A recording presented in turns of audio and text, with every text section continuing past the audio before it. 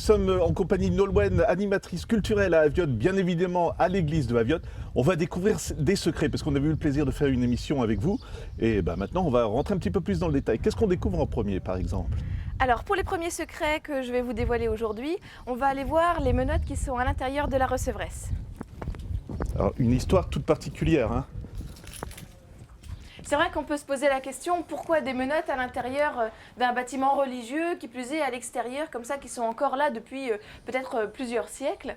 On suppose en fait que ces menottes ont été des chaînes pour des prisonniers, et quand ces mêmes prisonniers ont prié Notre-Dame d'Aviotte pour être libérés, quand ils ont été libérés, en signe de remerciement, ils seraient venus déposer leurs chaînes ici, en remerciement. Nolwenn, nous sommes rentrés à l'intérieur de l'église. Qu'est-ce qu'on découvre, par exemple?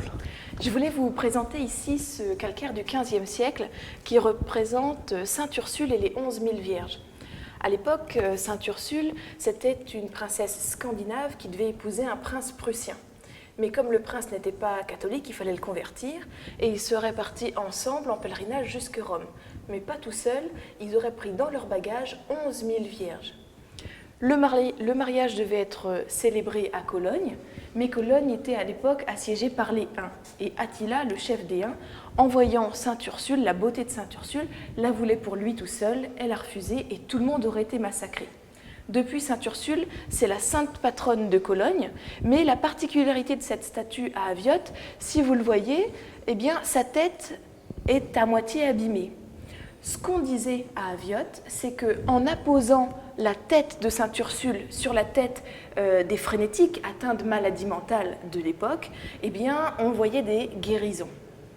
Alors la légende ne dit pas eh bien, quelle force on mettait en apposant la tête de Sainte Ursule sur les frénétiques. Voilà, Nolwenn, on vient de monter quelques marches. Qu'est-ce qu'on va découvrir maintenant? Alors après ces quelques marches, on arrive dans une pièce qui est relativement étrange puisqu'à l'intérieur de celle-ci, vous avez une grande cheminée.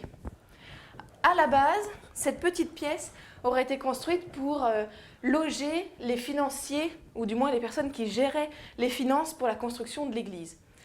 Quand l'église a été terminée, eh bien, cette petite pièce aurait été transformée en loge un petit peu spéciale pour les seigneurs de passage, qui avaient justement vu, après, sur l'intérieur du chœur, grâce à ce magnifique oculus, que l'on remarque bien construit après la construction de la pièce. Je sais qu'il y a eu de nombreux embellissements qui ont été financés par de grands mécènes, notamment le dernier qui pourrait être Charles Quint avec la chapelle Saint-Jean, mais c'était plutôt utilisé comme une pièce où on pouvait être bien au chaud et quand même suivre l'office.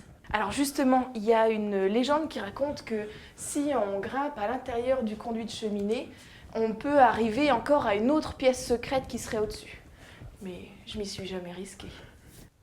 La clé de voûte que vous avez juste à l'intérieur de cette petite pièce, elle est très végétale et justement ça rappelle la pierre qui forme l'intérieur des voûtes. Normalement la voûte elle doit être enduite et là on peut bien voir le calcaire qui est présent au-dessus. Et en fait cette pierre qu'on appelle le cron, c'est une pierre végétale qui se forme avec les sédiments calcaires de l'eau pendant plusieurs milliers d'années. Et c'est une pierre très légère, aussi légère que la pierre ponce. C'est pour ça qu'on l'utilise à l'intérieur des voûtes. Voilà, Nolwenn, encore une fois, merci, parce qu'on découvre vraiment des endroits, on va dire, un petit peu secrets. On est dans quelle pièce, cette fois-ci? Parce qu'elle est minuscule, on va dire, hein. Alors, je ne peux pas t'accompagner à l'intérieur, puisque il y a peut-être 2 mètres de hauteur sous la voûte et puis 2 mètres de large. C'est une petite pièce qui est absolument magnifique, parce qu'elle est voûtée, regardez les voûtes absolument magnifiques, et qui aurait peut-être servi à un ermite. On est au pied de la tour nord, qui mène jusqu'aux cloches, et c'est une petite trouvaille qui est vraiment remarquable. On est monté à la hauteur de l'orgue, mais étonnamment, on va dire, c'est pas l'orgue qui nous intéresse, mais ce qu'il y a écrit dessus, finalement. L'orgue a un buffet du XVIIIe siècle, c'est un orgue de style baroque, et sur toute la surface de l'orgue, il y a des inscriptions. Ce sont peut-être les premières traces de vandalisme, peut-être périurbain de l'époque, mais aujourd'hui ce sont des vraies traces du passé. On a des dates, 1928, qu'est-ce qu'on a d'autre, 1930, Et si on s'amuse, alors du coup, parce que vous venez de me le montrer, à aller derrière l'orgue, là ça devient carrément passionnant. Hein. Alors sur le joint des pierres, vous avez des inscriptions au crayon de bois, crayon de papier, qui datent du début du XXe siècle. Ce sont des personnes qui sont parties en exode de la Première Guerre mondiale et qui ont marqué leur passage ici sur les pierres derrière l'orgue. Nolwenn, alors encore une fois privilégié, juste à côté de l'orgue, on a une sortie sur l'extérieur et là qu'est-ce qu'on découvre alors tout simplement? On est à l'extérieur, on est sur le balcon du grand portail juste derrière le Christ en majesté. On a d'un côté la grande rosace qui vient derrière le Christ comme une grande auréole et de l'autre côté on a une belle vue sur tout le village. On peut voir les sculptures qu'il y a tout autour de nous, de chaque côté sur le grand portail. On est redescendu dans la nef pour découvrir une statue qui est en fait issue d'une légende. Je vous laisse nous en parler parce qu'elle est vraiment très jolie en plus. On a ici encore un calcaire du XVe siècle, celui-ci est polychrome, il a encore gardé toutes ses couleurs. Il représente la légende du Warabouk.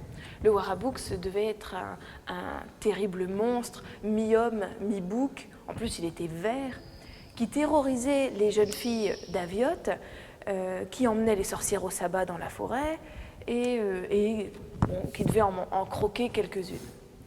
Et un jour, une jeune femme, forte de sa dévotion envers la Vierge, est venue la prier pour réunir tout le courage nécessaire et l'aide de Notre-Dame d'Aviotte pour affronter le monstre.